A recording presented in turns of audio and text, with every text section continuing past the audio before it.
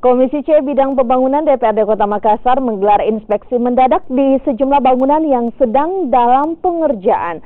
Sidak dilakukan saudara lantaran banyaknya laporan terkait dengan bangunan tanpa IMB. Sidak pertama dilakukan di sebuah ruko di Jalan Bulu Sorong, Makassar. Ruko tersebut dilaporkan warga setempat karena menambah jumlah lantai dari 3 menjadi 7. Di lokasi lain di Jalan Bontolimpangan, anggota Dewan juga melihat sebuah bangunan yang sedang dalam tahap proses pengerjaan.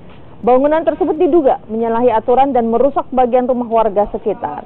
Anggota Dewan pun berencana memanggil pemilik bangunan untuk memastikan kebenaran laporan warga atas bangunan mereka yang diduga menyalahi aturan. Ya, dengan adanya laporan masyarakat bahwa ada bangunan yang sementara berdiri, izinnya kalau kita lihat izinnya sekarang ini adalah renovasi.